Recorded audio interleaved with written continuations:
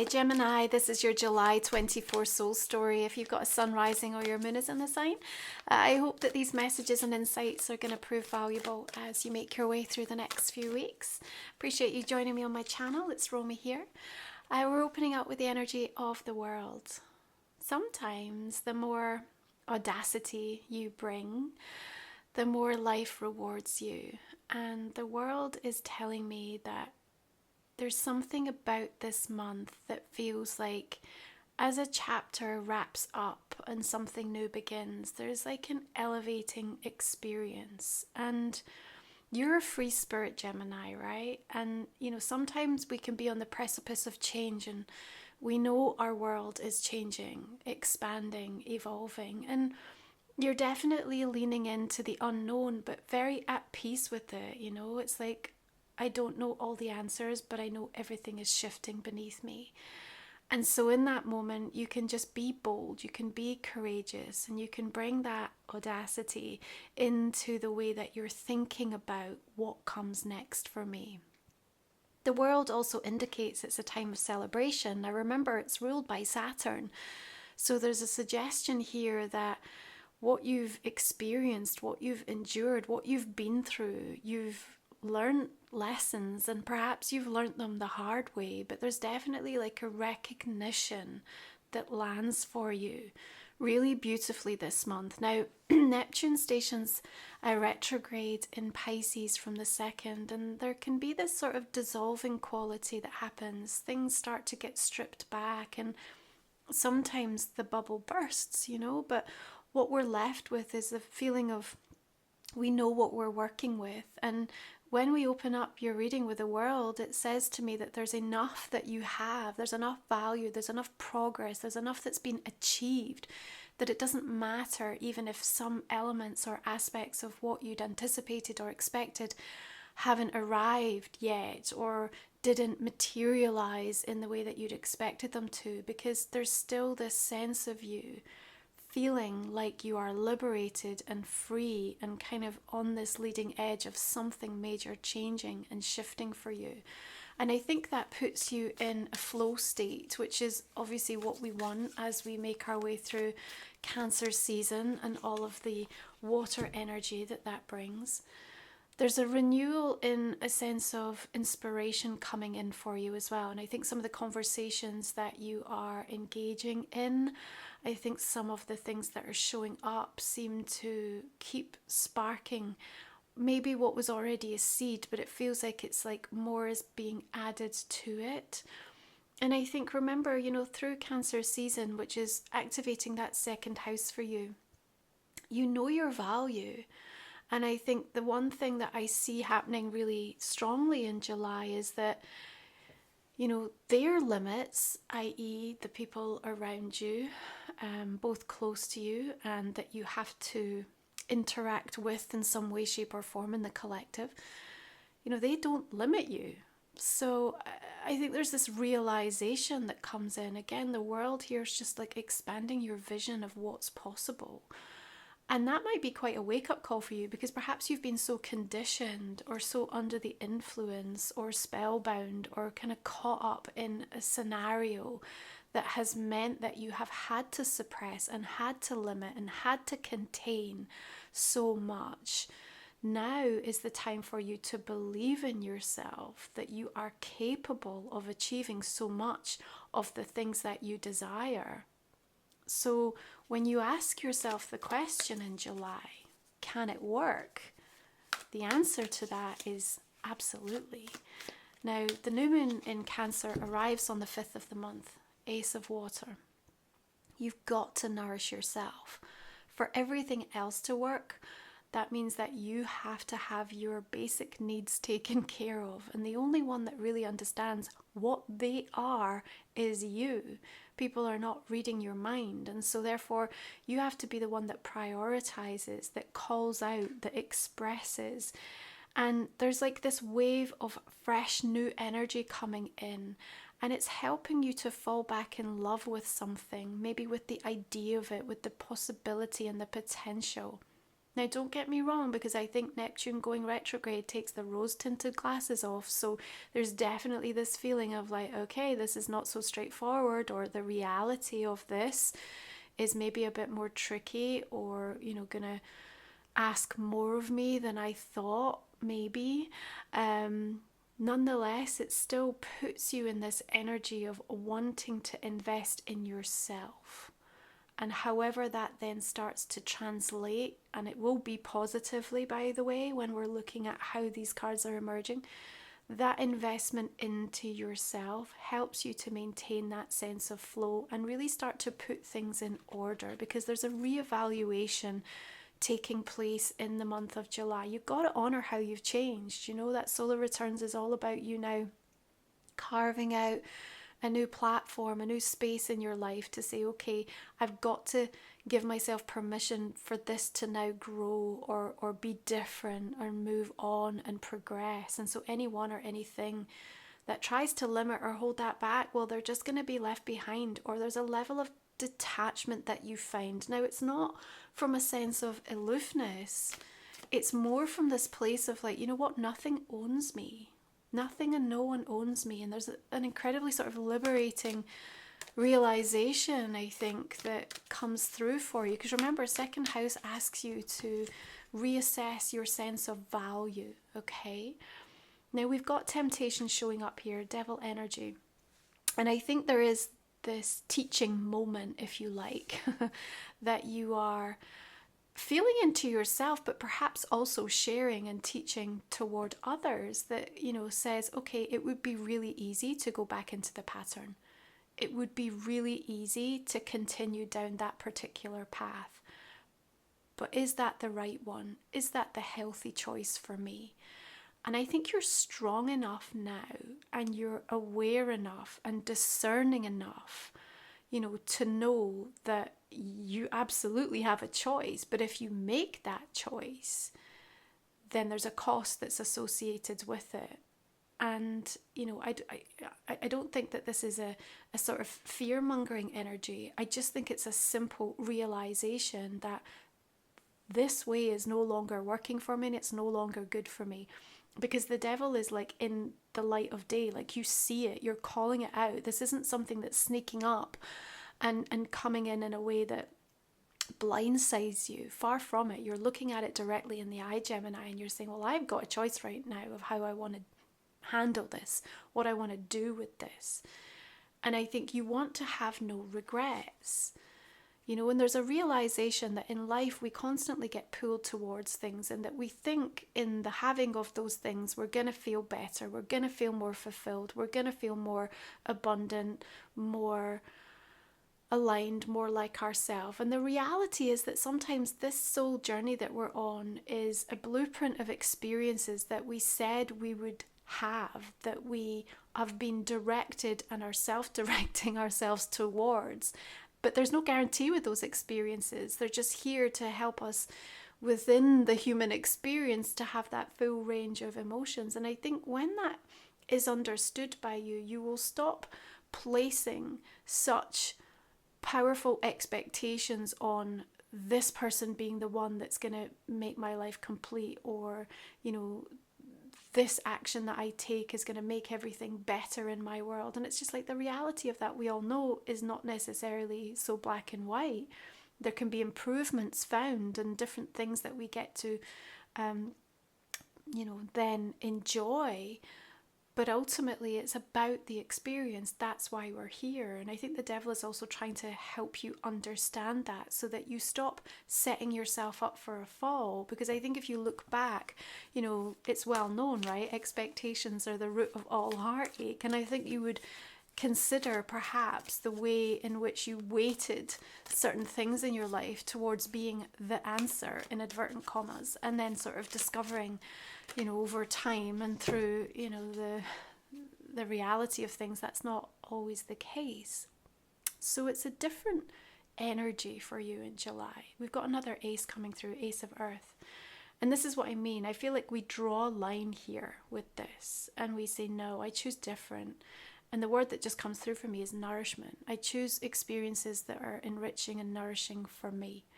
I choose to put my best foot forward with a different attitude and a different approach and a different focus. I choose to be audacious because that stag is holding focus and intention in a really powerful way.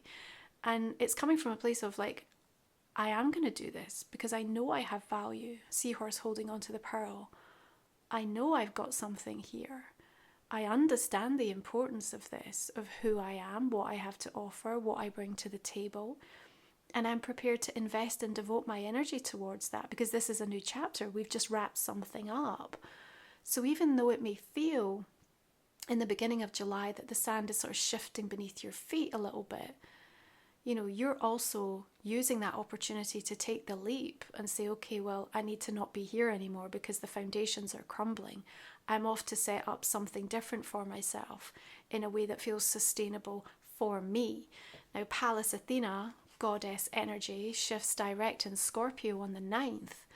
And, you know, her wisdom is helping you to bring about a new strategy and a plan. And my goodness, Ace of Earth tells me like this holds value, but it isn't immediate. It isn't right away. You got to have some patience. You got to have some focus. You got to be, Gemini, a little bit relentless in your determination to make something of this, to mold it. And over the course of the next 6 months, over the course of the next year, you will see the fruits of your labor in regards to that. Now, as we shift into mid-month, Venus comes into fire sign Leo, Mars into your sign Gemini on the 20th. Beautiful energies to work with. The charm offensive, the passion, the flirtatious nature of how we communicate, but the drive that you get with Mars in your sign really sets you up to kind of almost pole vault yourself out of something and into a totally different experience. That feels exciting, but for many of you in second house, there's going to be a big emphasis around your income sources. How is money flowing to you? What are you doing to generate it? What ideas are coming and shifting and altering? So there's a lot around that, but it also means from a meeting, networking, dating, conversing, communicating with people, there's a lot of like really beautiful, passionate, lit up energy that can help bring about a very stimulating environment. Remember, you work very well in that Leo energy. That fire really sparks debate and interest and creative thought for you in a great way. And you've got Mercury in Leo from the 2nd, Venus from the 11th. Of course, the sun shifts into the sign from the 22nd. And if we're in this place where we're realizing that their limits are not limiting you, then the full moon in Capricorn really highlights that in the most epic way, right? It's the second of the moons in this sign. The first one happened at solstice. What went on?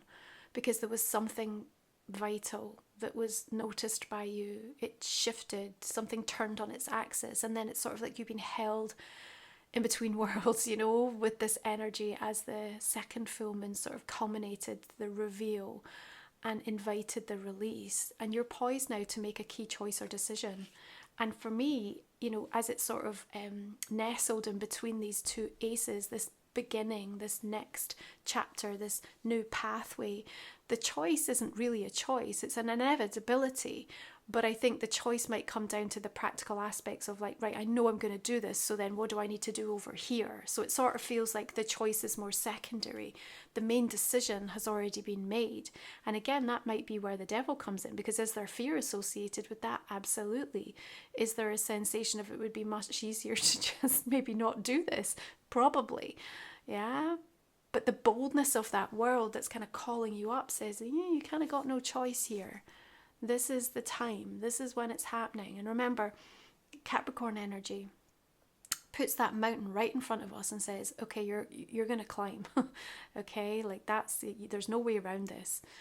The only way to move forward is to scale this. So then we dig deep and we find our endurance and we set our goals and the milestones and we achieve. We keep going till we reach the summit. But we know that in reaching the summit, you know, that isn't about, that's not the wholeness of it. It was what we gained on the journey up, right?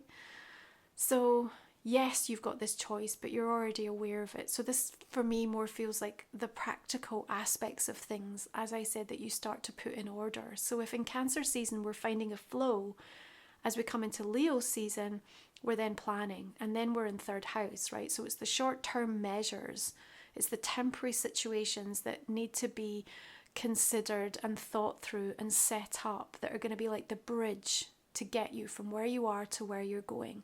Because there's a different vibe to the second half of the year, and you will feel it. You know, June, July was that sort of turning point.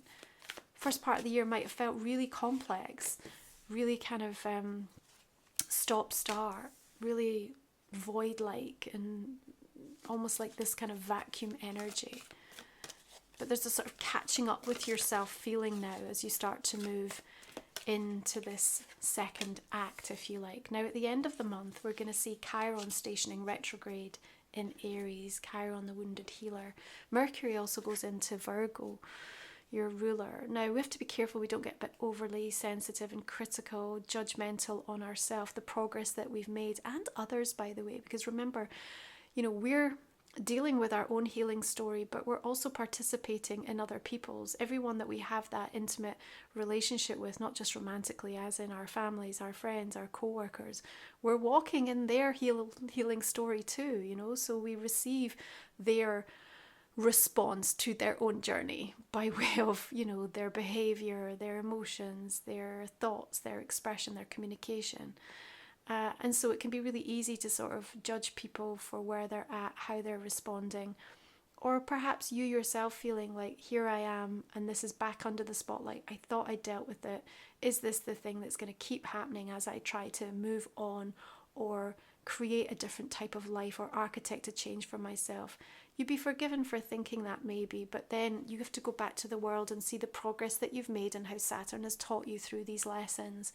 So there's a realization and an epiphany that takes place towards the end of the year. Remember, like I said, you are a free spirit and you can find a sense of detachment from things. I said, can it work? The answer is yes. So even though you're leaning into some of the unknown, you've got to still be bold through this month. Now, if you're new to the channel, Gemini, our last 3 cards we cover in the extended version of the reading. You'll find the link in the comment and description box underneath. Talk for another 30 minutes or so. And we're also going to look at a personal question relationship card. I hope you'll join me. It's a way for me to keep showing up to do the free readings. So we have King of Wands and the Chariot. Absolutely love that.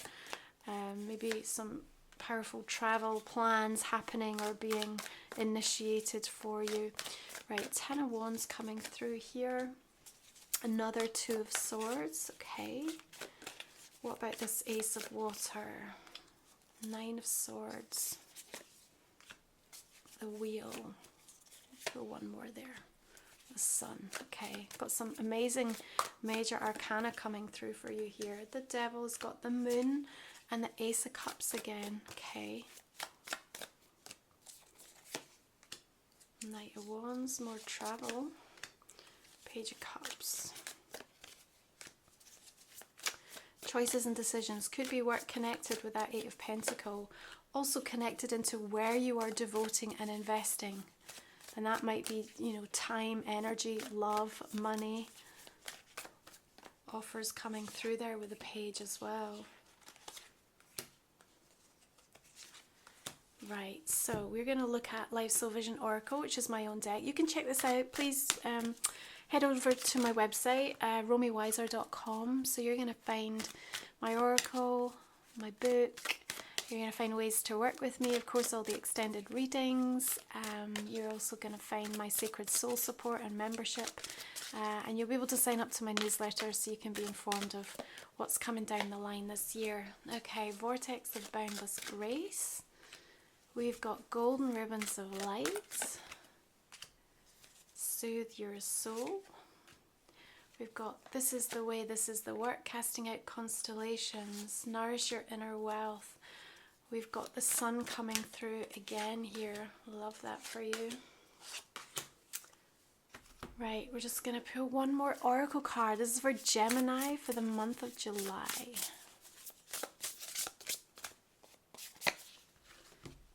Okay, we've got the energy of compassion showing up as he holds the world. Right, I hope you will join me for the extended. Have a beautiful month of July. I appreciate you tuning into my channel. It's Romy here. You take good care.